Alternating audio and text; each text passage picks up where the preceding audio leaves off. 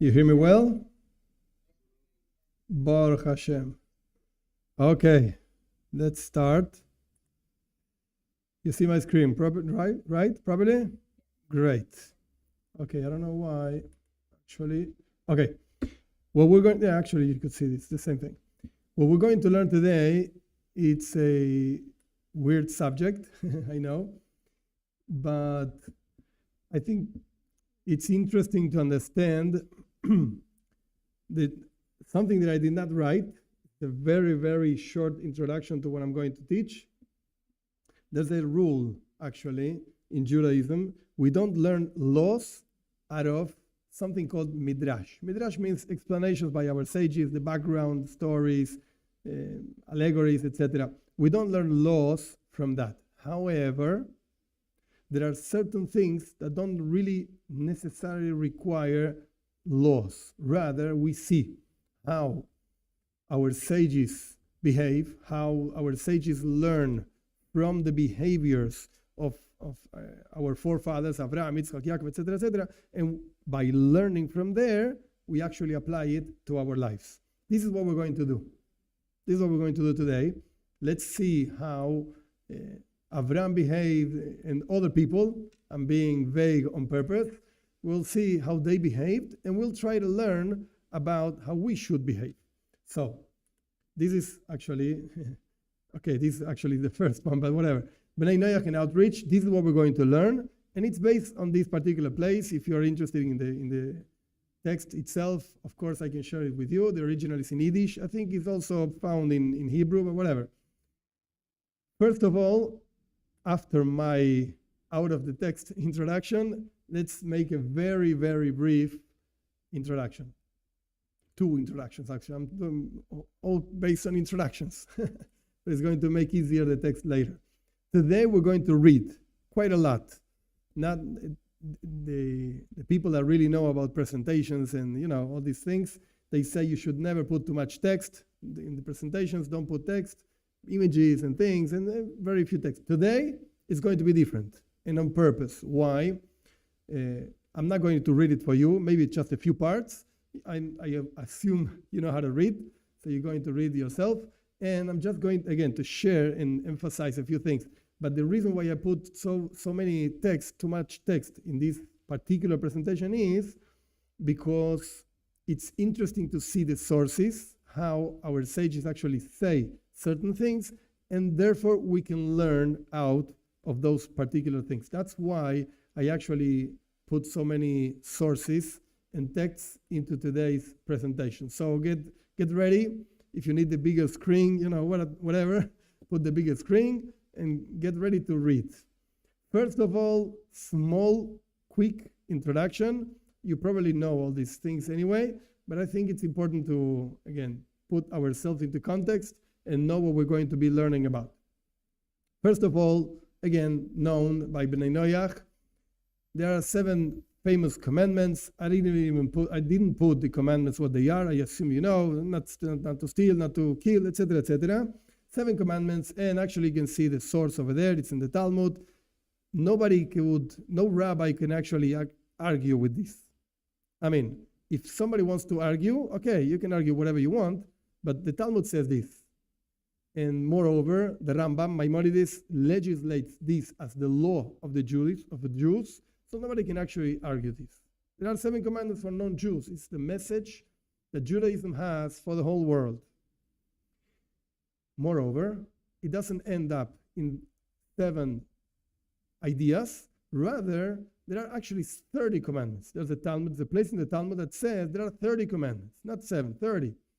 And I put for you, if you want to check out, over there, there's a writing by Rama Mifano, Menachem Azaria de Fano. He lived in the middle 1500s, where he explains which commandment actually is one of those 30. There are arguments about this, but at least it's something that our sages know about, so to speak.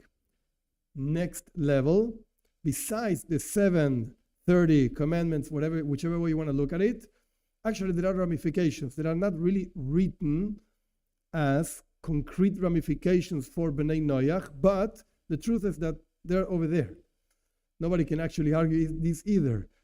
And these ramifications are actually divided into basically two ideas. First idea is intellectual things that the mind, even if the Torah doesn't say it, the mind as a normal, common human being would actually do it, even if the Torah doesn't say it. Like honoring parents. The Torah doesn't say that a non-Jew should honor his parents or her parents, whatever. Men and women is the same. However, makes sense. Like they brought me to life, they gave me this and that, etc., etc. Normal parents, normal children, etc. Or tzedakah. Tzedakah means charity in a very simple translation, means to help other people. Even if the Torah doesn't say a non-Jew should do it, makes sense to do it. And there are rabbis that actually write clearly that any normal intellectual obligation that a person would think by himself or herself, whatever, means that non-Jews should do it also, even if the Torah doesn't say. And then there are ramifications of the 7 commandments. This is just one example, swearing. The Torah doesn't say that a non-Jew should, the text doesn't say that a non-Jew should keep his word or her word. I promise you I'm going to meet with you tomorrow, whatever. I don't care. Anyway, I'm not a Jew, so I'm not obligated to keep my word. Wait a second. Even though the Torah doesn't say it, it is specifically ramification of blasphemy, that's what it's called, whatever. I'm not going to go into the details because this is not the main thing that I want to teach. But there is such a thing as commandments, not written, but they apply also to non-Jews. And I left for you, if you want to investigate on this thing, different sources where you can actually see this. And the most powerful one, even though I put it at the end, is Sefer HaChinuch, means the book of education. And he says it more than once, but this is one of the places. In the chapter, so to speak, the commandment 416, he says clearly there are 7 general rules that actually divide into many, many details. He says it clearly, and we're talking about year 1300s, more or less. Okay, so there's a message. What I wanted to, with this particular slide is, there's a message Judaism has for non-Jews. We can argue exactly the technicalities of this message. Okay, that's fine, but there's a message. Nobody can argue this. Let's move on. What about outreach? What about sharing this message, so to speak, to people that doesn't know it? Like if you know it, if you learned it, fine, you're in, so to speak. Can you share it with somebody else that for some reason still doesn't know it? Okay, we find this clearly for Jews. The Rambam says clearly, and it's written over there, you can see it, that we as Jews are obligated to force, that's the way the Rambam says it, compel, force, whatever, non-Jews to keep the 7 commandments. We can, again, argue, like going back to the previous slide, we can argue exactly what are the 7, the Ramban. I'm not going into those details. Fine. We can argue which part you have to do outreach as a Jew. But nobody argues that you have to do outreach. And again, the Rambam says compel. I underscored that word, like force people. What does it mean? Okay, I don't know. But that's what the Rambam says. Nobody can argue this. Okay. But what about non-Jews? Can a non-Jew actually do outreach? Because this is a class for non-Jews, not for Jews. Okay, Jews should do outreach. Very nice. What about non-Jews? So what we're going to see in this class, what I'm trying to present, is the idea that certainly, no doubt, non-Jews should also do outreach. To other non-Jews, of course. Between parentheses, it is not the subject of this class. I'm not going to mention this anymore around the class. Again, but there is such a thing as a non-Jew helping a Jew keeping his commandments, or her, whatever. Again, I talk about men, but it's the same thing. There is such a thing. There is such an idea over there. But I'm not going to go into that. The point that I'm going to present is, where do we see that non-Jews should do outreach regarding this message of Judaism for non-Jews? 730 or whatever you want to call them. Let's see a few sources that say basically the same ideas, but it's interesting to see different sources and how they express it. Afterwards, that's the story part, so to speak. We're going to see something very particular about Abraham, specifically about him, how he did outreach, and it's a special form that a person could ask, I don't know if this is so nice. So we're going to see why he did it, the way he did it, etc., etc. Let's move on. First source. It's over there written. Again, you know how to read. The Talmud in Soita. Soita is one of the tractates, whatever, of the Talmud. Over there, our sages interpret one verse. The verse is over there, Genesis, that Abraham Va'ikra Shem b'Shem Avaye kel oilam. This is in Hebrew. Abraham called over there in his many trips in the name of God, the God of the world. And our sages say, look at the slide, I stressed a few words. Al tikre va'ikra. Don't say he called, that Abraham called in the name of God. Ela va'yakri. He made other people call in the name of God. This is what Abraham used to do. He didn't just reach, so to speak, as we're going to see later. He didn't just reach the knowledge of God, whatever that means. He brought this to other people. As the second paragraph says clearly, Abraham taught that there's a name, there's God, blessed be He, etc. And he called out in the mouth of all passers-by, look, there's a God. How did he do that? He brought guests into his tent, whatever, and after they ate, they drank, they said, okay, thank you so much, Abraham, for the food, etc., for the drink. And Abraham said, no, what do you mean? Thank you? Me? I'm nobody. Thank God. What do you mean God? Yeah, there's a God, etc., etc. So he made all the people call in the name of God. This is Abraham. Idea number one in outreach. Let's move on.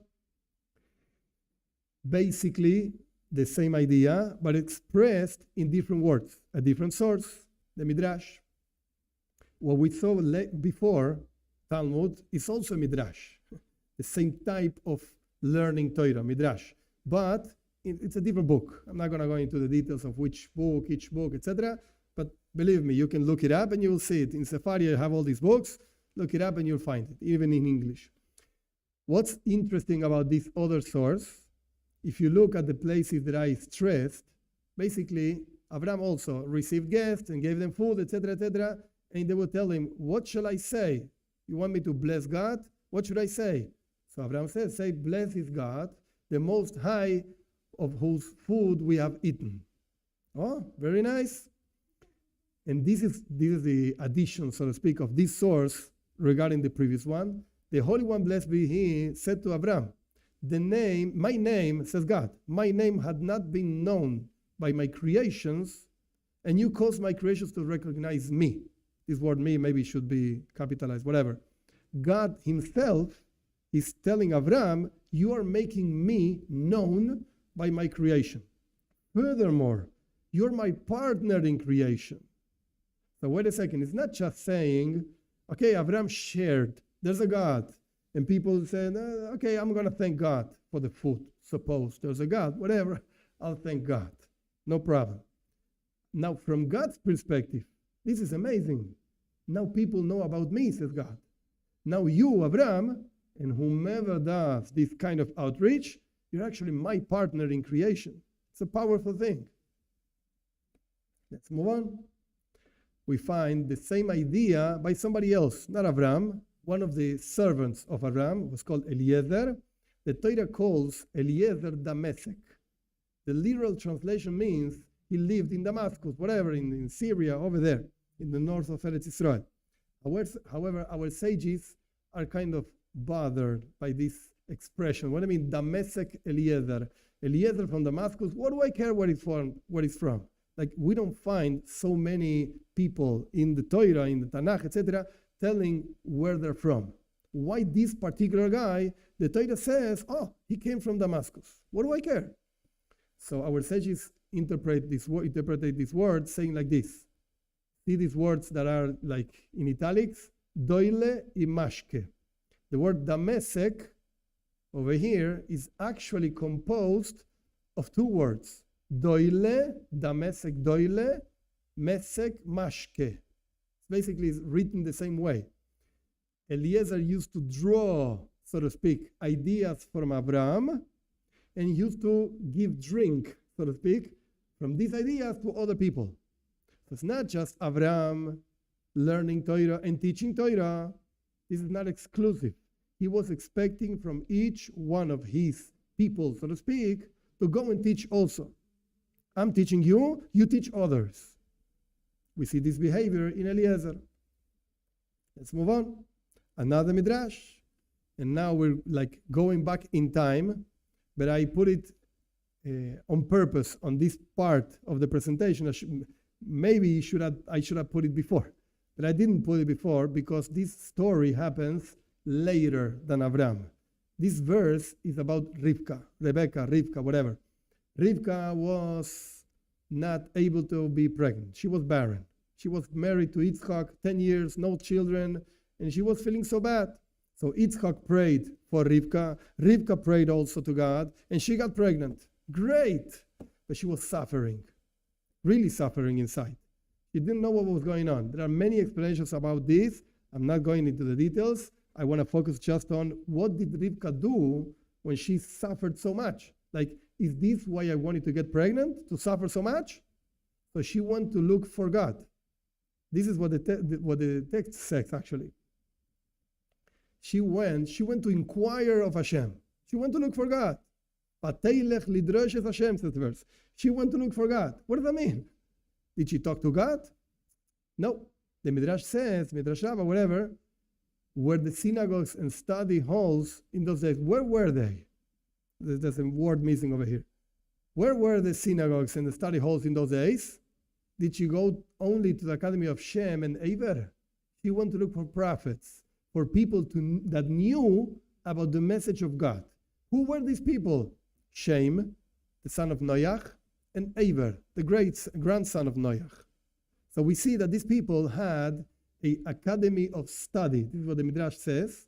And Rashi actually quotes this in his explanation to the Torah when he's explaining this verse. She went to inquire God. What does that mean? To the school of Shem. Wait a second. Again, Shem was the son of Noach, and he had a school. A school for what? For teaching mathematics? No. When somebody had a problem, whatever problem it is, there's a girl over here. She's suffering because she's pregnant, and she doesn't know what's going on with her life. Where did she go? Go ask the rabbi. Who's the rabbi? Shem. He's the rabbi. And he has a school for giving you godly messages. Okay? So Shem did outreach. Let's go another step. This is a very interesting teaching of our sages.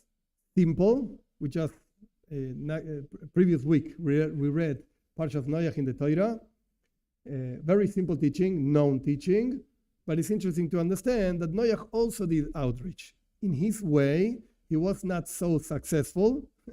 And our sages actually don't talk so well about this subject, because actually Noach did not make not even one person return to the path of God. Not even one in so many years. But whatever. This is the problem of Noach. It's not my problem. The thing is that Noach spent 120 years building the ark to save the animals, to save the people, etc., etc. And our sages say, when people actually came to Noach and asked, what are you doing? What is this ship that you're building? Noach actually told them, look, there's a God, and God is very angry at you, and he's going to destroy the whole land, etc., the whole earth, etc., etc., as known. People used to actually make fun of him, no problem. But why did he do that? The Midrash, Rashi says over here, perhaps they might repent. Maybe we get someone out of all of this. So we see that the way of outreach by Noach was a very specific one, special one. He didn't go out to people. But when people asked him, yes, I have a whole thing to tell you. I can talk to you about hours about God. I'm not going to do it, whatever. God is going to bring a flood, etc., etc. But I could talk to you about hours. about God for hours. So we see that Noach also in the Talmud says clearly he did outreach. We already have Abraham, Eliezer, Shem, Eber, Noach. Let's see more. The Rambam, this is a very rare quote, but the Rambam says in Moreh Nevuchim, the Guide for the Perplexed, part 2, chapter 39, he brings that these two guys also had a Beis Din, a court of law. You see over here, this says the Beis Din, court of justice of Eber and the Beis Din of Mesushelach. And in the college of Mesushelach, like they had a whole academy for teaching. Teaching what? Teaching about God. And even the Rambam calls them prophets. You see? It's interesting. And yet they taught their fellow men in the manner of preachers, teachers, pedagogues. But they didn't use the idea of God told me to tell you this, God told me to tell you that. Why is this quote interesting? We're going to see something very similar in just a few minutes. Why is this quote interesting? Because a person might say, look, okay, this rabbi, he's bringing sources that Abraham taught, and this guy taught, and the other guy taught. All of these were prophets. That means, nobody doubts this, that means that God gave them a message, and they shared the message. Fine. What do you want from me? I'm a poor guy. I live in whatever, Argentina, whatever I am. You want me to teach? I'm not a prophet. I'm not a prophet. What do you want from me? So the Rambam is saying clearly, wait a second. These people did outreach. They taught. They had schools. And even though they were prophets, that's not the way they taught. They didn't use the words like, God told me to tell you this, because God didn't tell them. Okay, you can argue anyway, there were special people. Okay, but you know what? If you're even entertaining the idea of teaching something, it's because God somehow gave you a specific thing that you can teach. You can influence other people. Don't think this is something that you actually gained. This comes from above. Our sages have an interesting phrase. It's in Aramaic. The phrase is that even I'm not going to say it in Aramaic, so forget it. Even the person that is in charge of a well of water, so people come and draw water out of the well, even that person that is not such an important ruling position, whatever, even that person was put over there by God. In the heavens, they said, this guy should be the boss of the well of water in the middle of nothing, nowhere, okay? That's your ruling space. God put you over there. So again, for each one of us, if God put you in a certain position that, you're entertaining the idea of preaching, of outreach, of teaching, etc., God put you over there. Don't think it's your idea. This is what comes out, so to speak, of this source. Now, this one has a lot of text, and this one, it's a very rare source. Meiri, he lived in Spain, if I'm not mistaken, year 1300s. It's an interesting book, interesting rabbi. I'm not going to go into the details of his life, but he brings clearly a few more names. This one I'm going to read a few parts because it's interesting. It's an interesting source. This is my free translation. It's not found in English. I'm sorry. Baruch Hashem is in Hebrew, but it's a rare book, but it's an interesting source. So in all generations, he says that there were people that had certain faith, certain covenant with God, all the time, in all generations. And we don't know all of these guys, except for a few ones in certain generations that were known. They were, in the first times, Adam. He brings Adam Arishon. He also did outreach. He also taught. Sheis, the son of Adam Arishon, the third son. In the times of Enosh, he was not one of the good guys, whatever. Until the flood, Hanoch, Mesushelach, Noach, and from the flood into the story of the Tower of Babel, Shem, Eber, all these people, look at the words, it's very interesting. All these had a group of lots of friends and honorable people that would go after the ways of thinking through studying. They would actually follow Hanoch, Mesushelach, there were lots of people that were following these guys. Not all of them had the merit to influence through teaching to many, and the mission of transforming the nations. Over here he quotes Zephaniah, that everybody is going to talk with the same tongue and serve God shoulder to shoulder. Not everybody had the merit to have lots of students. However, they taught through teaching in their houses to anybody that went to them. So they had in their houses not just one academy, as we learned before, like the Academy of Shem, maybe Mesoshelach, whatever. No, each one of them had places for learning, for teaching, and they taught in a very specific way. Look at the next paragraph. Then I just cut the text a little bit. I didn't bring the whole text. It would be too long.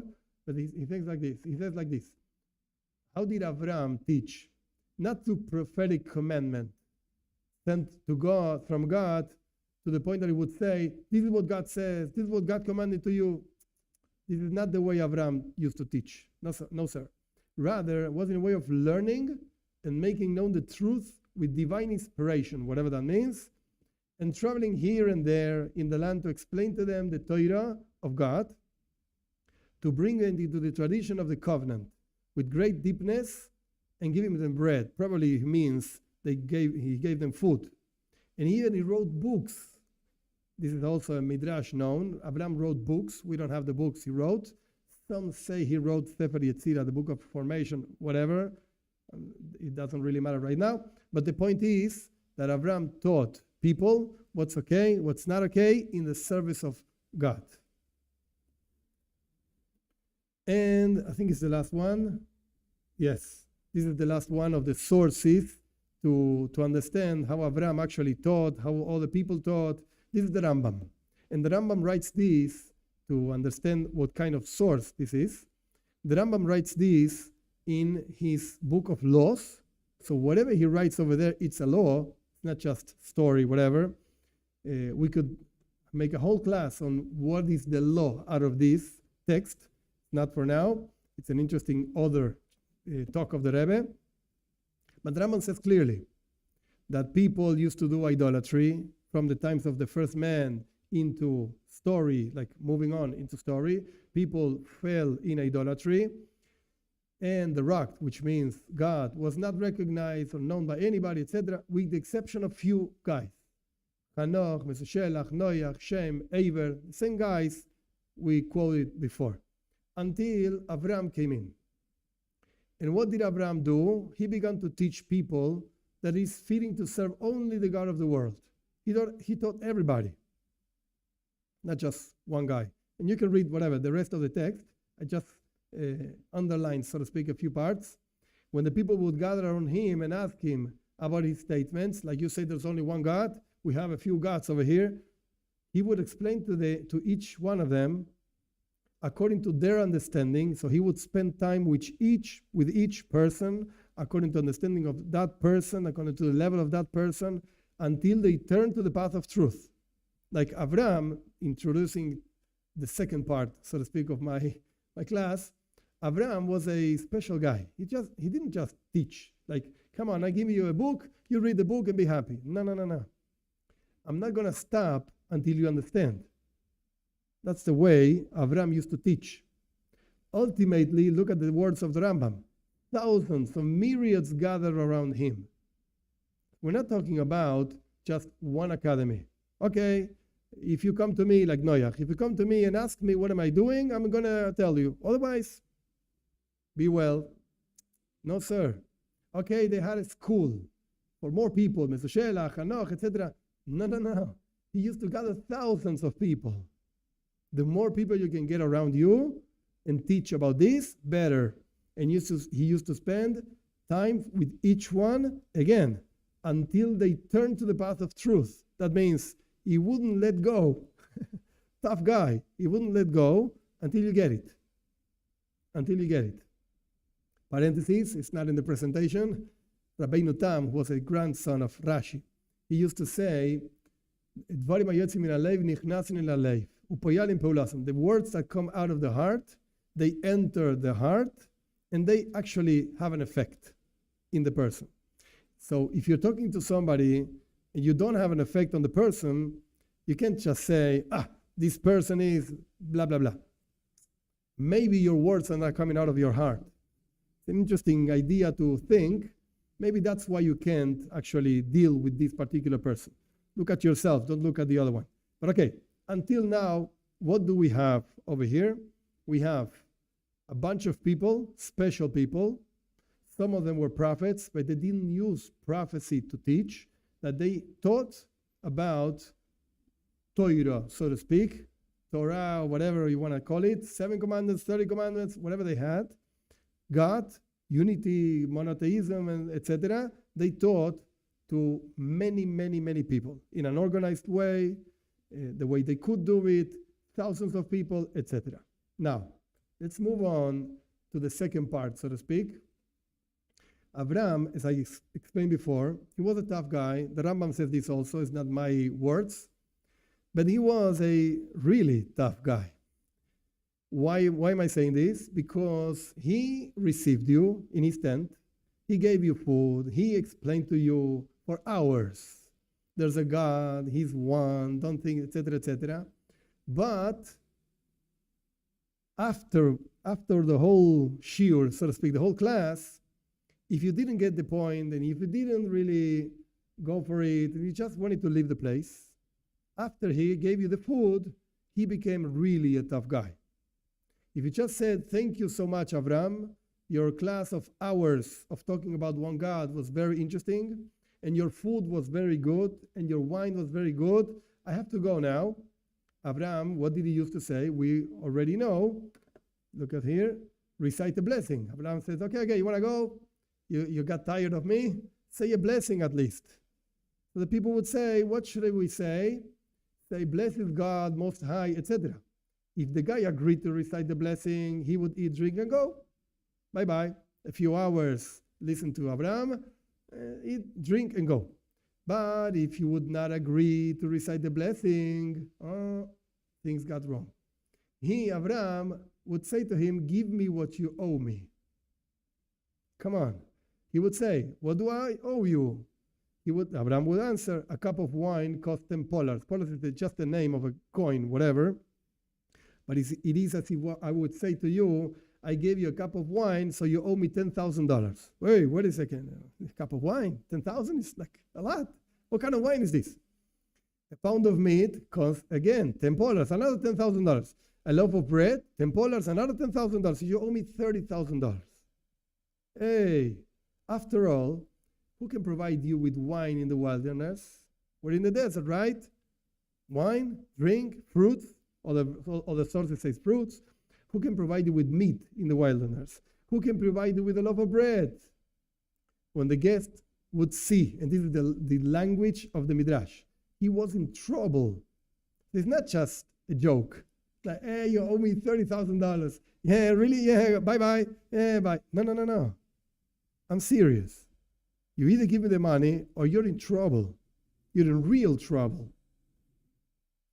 So the guy would say, blessed God. Okay. Thank you, God, for the food. Bye-bye. That's why the Torah says, actually, Avram would do, first of all, righteousness. I'm giving you food. I'm giving you everything. But if you don't do what I want, I'm making justice with you. You either pay me or you're in trouble. So we see that Avram, okay, he did outreach. We learned already, you have to do outreach. Very nice. But he was a tough guy. If you don't go with me, you're in trouble. So let's focus a little bit. Avram, through the sources that we learned until now, Avram, not only he himself called in the name of God, he made other people call in the name of God. Very nice. And some sources say to all the passers-by, everybody. And the Rambam said he would actually explain according to the capacity of each one. Very good. And he gave food to people, and he explains in many ways monotheism. And this I'm bringing from other sources in Hasidic thought. I'm not going to go deep into this, maybe for a different time. But whatever, he explained to the people, what does it mean, creation, something from nothing? Ex nihilo, yesh me'ayin. He would talk about divine providence. He would talk about how God supervises everything. He would talk about how God is one. Like, he was a deep guy. Abraham was really explaining the deepest things and themes in Judaism, whatever that means, because there was no Judaism, whatever. He explained this to people for hours. And because of that, God was very happy. He considered Abraham a partner in creation. Hashem was happy that his name is known by the people. But wait a second. If the guy wouldn't really recognize, don't bother me with this one God. I have my group of gods, and I'm very happy with that. I'm pagan, whatever. So Abraham got really tough. Pressure, trouble. So the question is this the way of outreach? Like, wait a second. Until now, everything was nice. But do you really have to push and press on the person? What does that mean? And furthermore, Abraham didn't realize that the guy was just saying, yeah, okay, what should I say? Repeat to me. Yeah, bless God. Get out of here. I want to live. Abraham realized. And furthermore, why did God consider Abraham a partner in creation? Because you take a gun, you put it in the head of the other guy and say, say, thank you, God. Okay, thank you, God. Yeah, really? A partner in creation? What does that mean? Why was God so happy with that? It's pushing on the people. It's not really accomplishing anything, apparently. But again, God considered this behavior partner in creation. I'm so happy. My people know me. My creations know me. Why? So I'm going to share with you there are more, but three basic stories. Some of them known, some of them not so known, that we're going to see basically the same behavior. Same ideas. First story, it's a known story in the Torah. The story of the spies, Parsha Shlach. God, there are different ways of understanding this, agreed to Moshe Rabbeinu to send spies, 12 spies to the land of Israel, to check the land of Canaan, to check it out. People wanted this. Okay, so Moshe agreed, God agreed, they sent spies, 12 spies. 10 of the 12 came back with a terrible report. We cannot go into Eretz Israel, forget it, it's impossible. Giants live over there, etc. It's impossible to go in. 2 of the spies, which I'm not focusing on them right now, Yeshua and Caleb, said, yeah, let's go, we can go.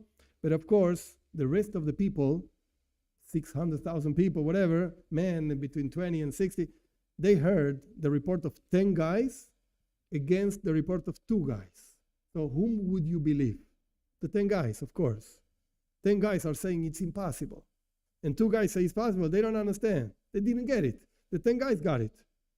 So everybody started crying. Everybody started saying it's impossible. Let's go back to Egypt, etc. It's a known story.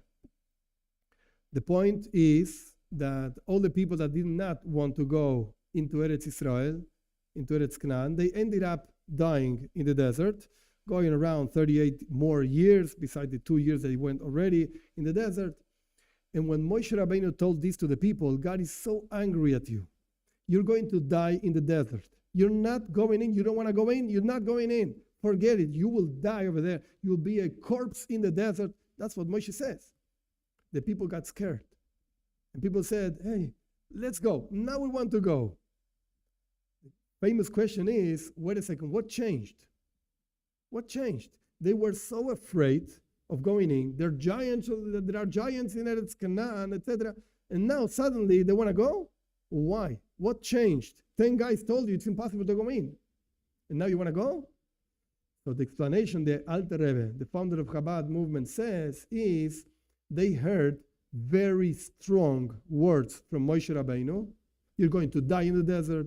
You're going to be a corpse in the desert, etc.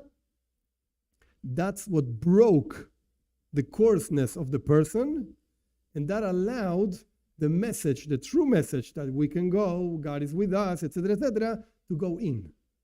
And that's what changed.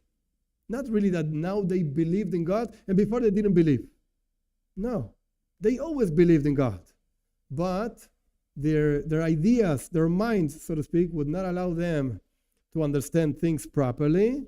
So when they heard strong words, tough words, something changed. just as by Abraham. Second story, which is not so known, but it's a famous story anyway.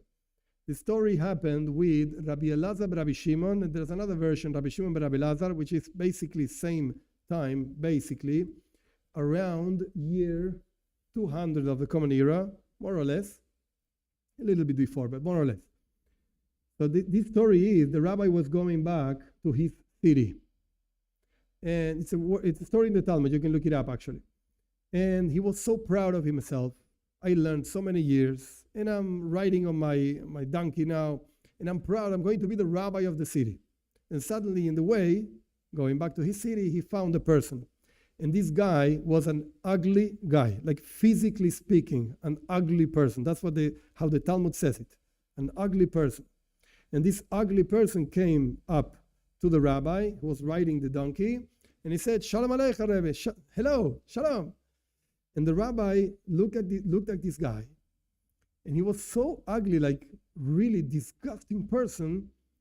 And he said to the guy, what an ugly person you are.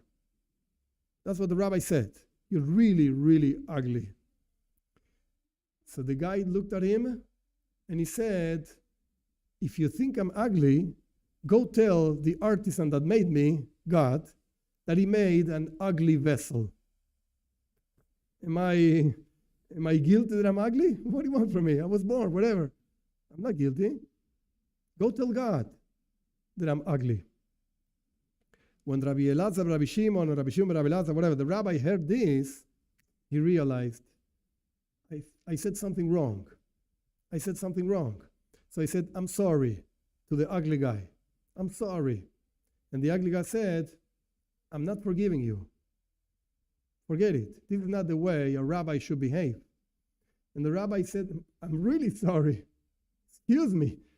And the guy said, no way. I'm not forgiving you. So they went the whole way towards the city, the rabbi saying, I'm sorry. And the guy saying, I'm not forgiving you. I'm sorry. When they came up to the city, the people were waiting for the rabbi. And the people said, oh, the rabbi came. Our rabbi is so happy. And the ugly guy said, to this guy you call rabbi? I'm going to tell you what he did. And he related the whole story. This is what you call a rabbi? This is not a rabbi. So the rabbi entered the synagogue with the people, with the ugly guy, still angry at him. And the people asked the ugly guy to forgive the rabbi. Please forgive him. He's a great rabbi, etc. So the ugly guy said, okay, I'm going to forgive him with the condition that he doesn't do this anymore. He shouldn't do this anymore. And the rabbi in the synagogue already, he went up to the standard, I don't know, the place where he was going to talk, and he said, a person should not be tough, should be soft. He mentioned a tree, whatever. Rach kekone, should be soft, like a cane, that you can actually bend it and it's not going to break. And you should not be hard like a cedar, because as soon as you bend it, it breaks. That's what the story is about. The idea of the story is, why would the rabbi actually call this guy an ugly person? Like if you see somebody that you think, whatever, is ugly, you don't say in the face, like, you're an ugly person. At least don't say anything. And if the guy says hello, just say hello and move on. Okay, inside of you, maybe you think, what an ugly person. I don't really like this guy or this woman, whatever. But usually a normal person doesn't say. Why would the rabbi say this? What's going on with this rabbi? So one of the explanations is that the reason why this person was so ugly, which is true, he was really an ugly person. The reason why is because something inside was really ugly on this guy. And that expressed itself on the outside, in his face or whatever, his body, I don't know what was really ugly about him, the Talmud doesn't say, but whatever, let's say the face. So because inside of him, he was really ugly, something really bad, he expressed itself. And the rabbi saw the inside of this guy. And he realized, oy vey, this guy is really ugly. I have to do something strong to cause this person to become better. So he said, whatever, this is what came up in his mind, I know what I'm going to do. You're such an ugly guy, you know? And the ugly guy, what's the immediate reaction he had? Instead of saying, oh, what are you, Rabbi? Get out of here. Who cares what you say? No. What did the ugly guy say? Go tell God. He remembered about God. The first thing the ugly guy said is, there's a God over here, you know? There's a God in the world. He made me. It's not my fault.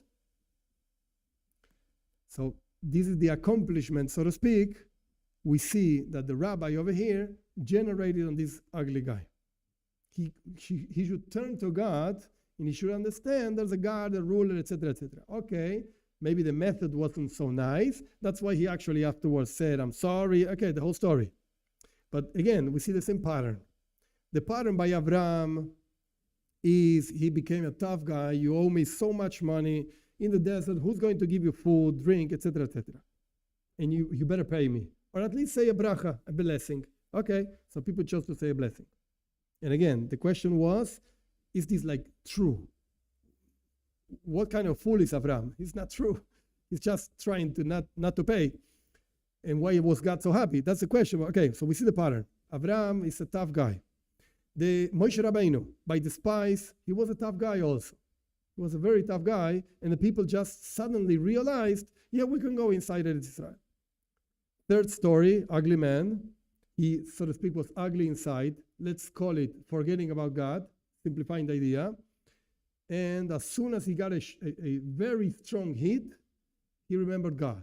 Oh, okay. Third story.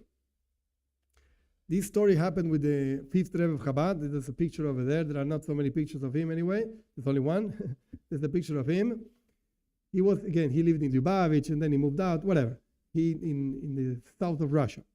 The fifth Rebbe of Chabad, there was a time in his life that he basically shared this idea of being Rebbe with his brother. Actually, he had a brother, just one. Zalman Aaron, that's what he was called. There were like 10 years that there was no Rebbe in Chabad, no rabbi being rabbi in Chabad, and they like somehow shared to the point that this rabbi, he was the youngest son, not the oldest one, he became the Rebbe. Okay, so he's the Rebbe.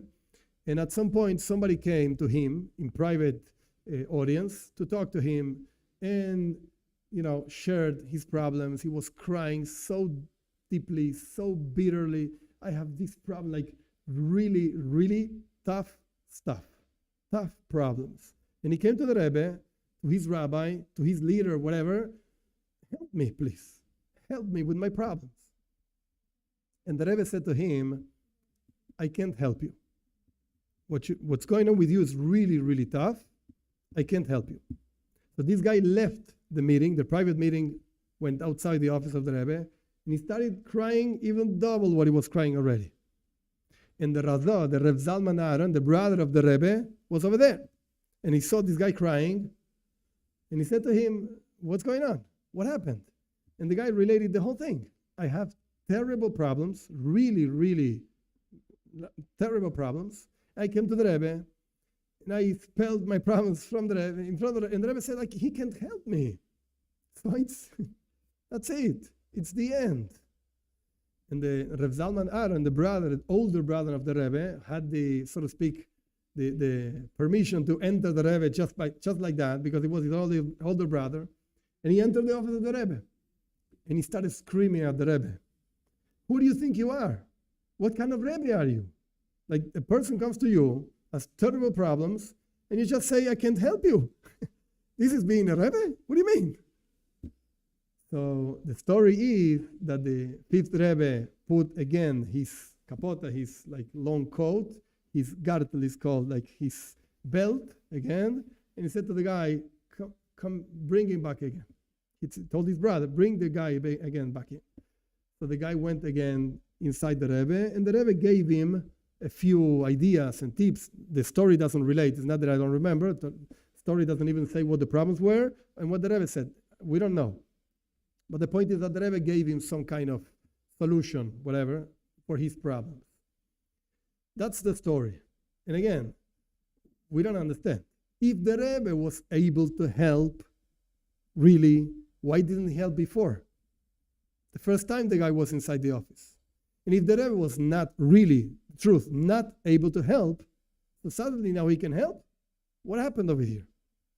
So the explanation for the story the Rebbe brings is the person that came in the office of the Rebbe at that particular moment in his life, with the way he was living and the way he was understanding things, etc., the Rebbe was not able to help him. Really, that's the truth. That's why the Rebbe said, I can't help you.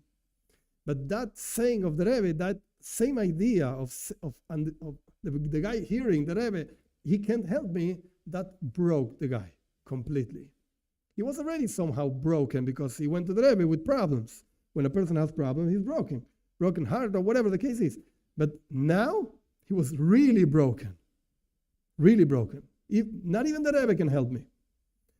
That breaking caused the Rebbe to be able to help him right now. Because the guy broke himself, now he's really in a position to be helped. There's another story. It's a long story. I didn't write it down.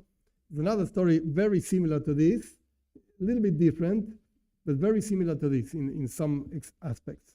There was a rabbi. He was a colleague of the Alter Rebbe, the founder of the Chabad movement. It was called Levi Yitzchak of Berdichev. Berdichev is a city over there in Ukraine, I think, whatever. Levi Yitzchak of Berdichev. The custom was that before Rosh Hashanah, before the beginning of the year, people used to write in their names and the names of people, family, etc., for the Rebbe to pray for them, to have a blessing, etc. And people used to give a coin or something. One particular year, there was a very poor woman. She didn't have a husband anymore. He passed away. He had a son, and she was so worried about the son. Poorness. We're talking about years 1800s, difficult lives, difficult times, etc. And the custom was, I don't remember the exact number, but the custom was that each one would give one coin. For each person you write down in the paper, you'd give one coin. Okay. But that particular year, the Rebbe made the secretaries tell the whole city of Berdichev, this year it's 2 coins per name. 2 coins per name, not 1 coin, 2 coins. And this woman was so poor, the whole year, like the previous year, she was saving in order to have 1 coin for her and 1 coin for the son. But the Rebbe just said it's 2 coins per name. And she went to the secretary of the Rebbe and she said, I don't have 2 more coins. It's a fortune for me. I don't have. I just have 2 coins. And the rule was always 1 coin per name, 1 for my name, 1 for my son. I don't have 2 coins. And the secretary said, okay, I don't know. I'm going to ask the Rebbe. I'm not the boss over here. So she went to the Rebbe. And the Rebbe said, no. 2 coins or nothing. 2 coins per name or nothing. I can't pray for her. Either 2 coins per name or nothing, or she should put in the paper just 1 name. Just 1 name. Either her or her son, and give the 2 coins. And I'm going to pray for that name. Okay? So the secretary went back to the woman, and he said to her, look, the Rebbe said 2 coins per name. So I'm sorry, either your name or your son. And give me the 2 coins, So which name do you choose? So, it's for any father or any mother, it's a tough thing. So she was crying, tears and bitter tears. And she wrote down the name of the son, of course. She left herself outside, forget it. She wrote down the name of the son. She gave the 2 coins to the secretary. And the secretary brought the 2 coins with the paper with just 1 name. Just 1 name to the Rebbe. And when the Rebbe received the paper, saw 1 name, 2 coins for 1 name, so the Rebbe lifted up the hands to the heaven and says, God, Ribono Shel Olam, Master of the world, look at this mother. She is ready to leave herself out on behalf of her son. So you are our father. You should leave yourself out for us. Don't come to me with your rules and each one of us has these things. You should leave yourself out for us. That's what the Rebbe was expecting out of this mother, and he got it, of course. But you can imagine the broken heartness, or whatever you call it, the heart broken, completely broken of this mother. But she left herself outside. That's what brought blessing for the whole city, for the whole people that the Rebbe blessed and prayed for. This mother and her heart broken, that's what actually generated the blessing for everybody else. So we see this pattern, this idea of breaking in order for what?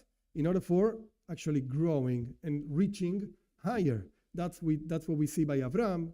That's what we see by Moshe Rabbeinu, the Spies, the ugly man, the story of the Rebbe Rashav, David Berdichev. So what's really going on? What's the structure, spiritual structure going on here? The Rebbe explains like this.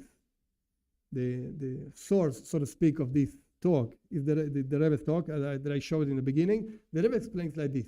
When a person has the physicality, the materiality in his world, in his sense, so to speak, is so strong, the person is not ready to incorporate new ideas and new deep ways of understanding God, etc. That's what we're talking about, specifically about connection to God. I don't know if you can actually apply this to other things.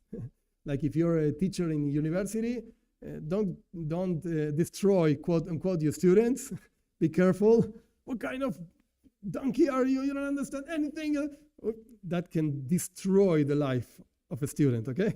I don't know if that's a good way of applying this. I don't know. But whatever. We learned that there's such a thing in outreach. There is such a thing about connection to God. Why is a person not able to connect to God?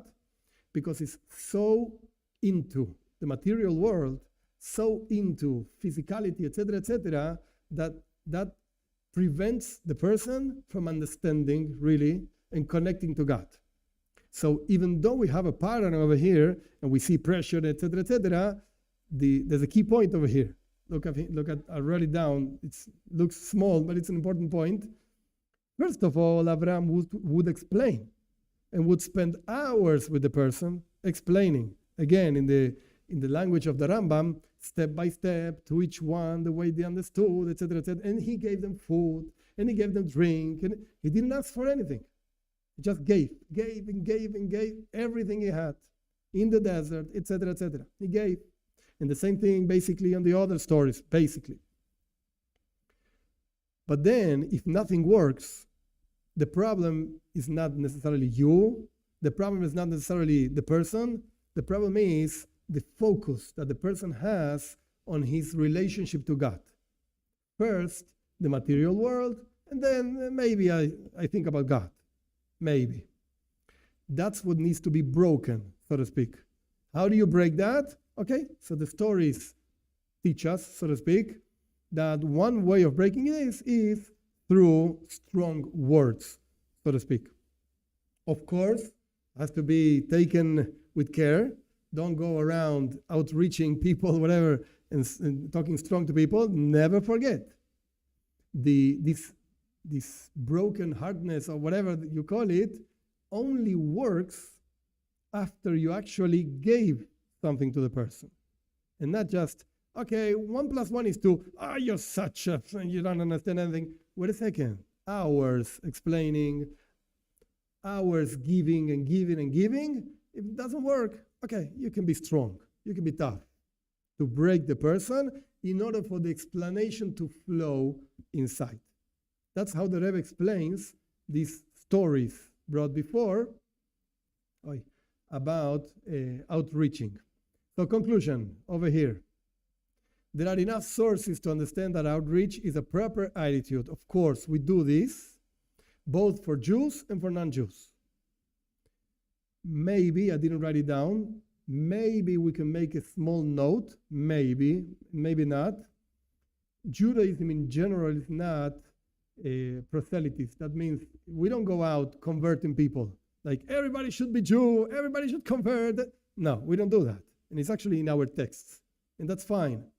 But it's not what I'm talking about. What I'm saying is a Jew certainly should outreach another Jew, certainly, no doubt. We saw from the Rambam, a Jew certainly should share and outreach non-Jews to share the message of Judaism for non-Jews? Certainly. Not necessarily for conversion. No. And we have enough sources to actually discourage that. But the point is, 7 commandments, 30 or whatever you want to say, call? Certainly, definitely, a Jew should involve himself, herself, whatever, in outreaching. And non-Jews, and we had quite a few guys over here, stories of people that had even academies to teach, non-Jews, to teach other non-Jews about the message of Judaism for non-Jews. But of course, I just wrote it down, this just in case. It's so obvious, but just in case, first of all, you have to know what you're saying. You have to know. You have to have the material clear in your mind. Why is it like that? Where does it come from? Know the sources, understand really how they work. I don't mean become a rabbi. Okay, you're maybe not going to become a rabbi for whatever reason. If you're not even Jew, of course you're not going to be a rabbi, but at least understand really what you're talking about. And this is so important also. Don't enter arguments like, was Jay really God? I don't talk about this, I don't care. Be happy with your life. This is the message Judaism has. It's written over here, over here, over here. This is what it means. You want to argue? Yeah, because the Bible says. Wait a second. I know what the Bible says, and I know what the Torah says. I don't care about the Bible. You keep your Bible, and let's be in peace, at peace, you and me, and follow your ways. You want to know what Judaism has to say? I can teach you. But don't come to me, not because in John chapter 34, I don't care about John. It's okay. It's fine. Go with your life, and it's okay. No, but you don't know. Yeah, I know. I don't know. It's fine. Keep John. I'll keep Moshe Rabbeinu. No problem. Don't enter arguments. And of course, I said this before, you have to have the sources. You have to know the sources. I don't mean you have to be expert on Talmud. No, that's not what I'm saying. At least the ideas that are expressed in Judaism for non-Jews, you have to be familiar with them, with the sources. And when somebody asks you, where is this written? Okay, at least you should be familiar with the sources. It happens to me so many times, people bring sources that don't even exist. Really, don't exist. And the guy says, somebody calls you and says, I found written in the book by Rabbi Avraham Piruling, whatever. Who knows? So many rabbis, maybe it was right. And the book in page 34, it says, you have to give me $10,000 right now. Really? Yeah, and he quoted your name. Wow. I don't know. Maybe there was such an Avraham. He was a Mekubal, a Kabbalistic guy. He knew me from 10,000 years ago. Okay, I'm going to give you the money. No. Which book, which page, which paragraph? Okay, let me look it up. And of course, you can always say, I don't know. It's okay. It's fine. And you can always say, I look it up. Any professional knows clearly. You can say, I'll look it up. You go to a lawyer, you have a problem, and the lawyer has the right to say, let me think about it. Let me look it up. I have a book like this of the laws. I know where to find this, but let me see. Let me see the details. A doctor also can say, let me study this. I have to study this exam, this blood test, whatever. Let me think about it. It's okay. No problem. What's the hurry? Let me look it up. And make sure to have a rabbi that backs you up, so to speak, that if you don't know, you looked it up, you didn't get it, or whatever the case is, ask. And be sure to find somebody that knows about these laws, because rabbis also have specialties. You don't go to any doctor for anything. If your bones are hurting, you go to a bone doctor. If your head is hurting, you go to another doctor. It's not the same thing. And the doctor for the skin is going to tell you, I don't know anything about bones. But wait a second, you're a doctor, right? You went to university, and yeah, but I didn't learn about bones. I know in general bones, but I know about skin. You have a skin problem, come to me, I'm a specialist. Bones, I know, yeah, people have bones, but I don't remember any more about bones. Go to another doctor. So the same thing happens with rabbis, exactly the same thing. Each one has, specialities and these things. So I don't know, okay, this is in general the idea the explanation of the pressure of Abraham and all the stories that we saw. Definitely, in conclusion, you can do outreach. You should do outreach, and whatever. Be careful with the